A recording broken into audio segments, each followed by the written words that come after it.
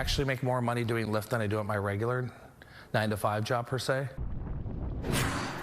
That was the reaction from one rideshare driver after the Minneapolis City Council passed a bill to implement a minimum wage for Uber and Lyft drivers. Our Karen Scullin talked to him today about the city's decision, and so Karen has an interesting story to tell about his experience as a driver. Right. Travis Joseph works about 20 hours a week for Lyft, and he makes really good money. He says everybody should be who drives for Lyft or Uber if they're doing things right. A 5-year Lyft driver with well over 10,000 rides, Travis Joseph says it's great money. I'm in the realm on a slow day, $50 an hour to almost 100. There's bonuses, there's tips, there's bonus areas. So it just depends. So I'm not sure how these people are making $15, and every driver and rider I've talked to has the same confusion. But Joseph says you do have to work at it, hit the busy times. He gets up at 4 a.m. and works 4 hours before heading to his other job.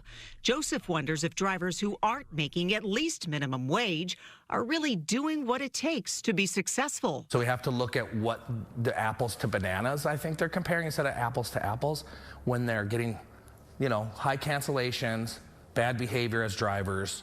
They're also, you know, not taking every ride, and then they're not out at the right time. Sure, you're not going to make money. It's supply and demand. Joseph showed me his Lyft payments for the last 2 weeks. He's making almost $50 an hour working 20 hours a week. Last year, he made $65,000 from Lyft. Sunday through Sunday, I'm working. But if you do it right, you can make the money. I drive at least 1 or 2 of them a day, and someone did the casino that works there in Mystic Lakes. Joseph is frustrated that the Minneapolis City Council passed the minimum wage rideshare driver ordinance, possibly forcing Lyft and Uber out of the city. He hopes the state steps in to stop it, because for him, it's a flexible, high-paying job he needs to make ends meet. Cars are a tax write-off, your cell phone's a tax write-off, your insurance is a tax write-off. I'm not sure how they're not making money. Now, one more thing. Travis says you can't go to the airport and just sit for hours and wait for a ride like some rideshare drivers actually do. He says if you put into it what should be put into it, you can be really successful. And again, with these wages that they're currently making right now. We're live in Eden Prairie. Karen Scullin, Fox 9. All right, thanks, Karen.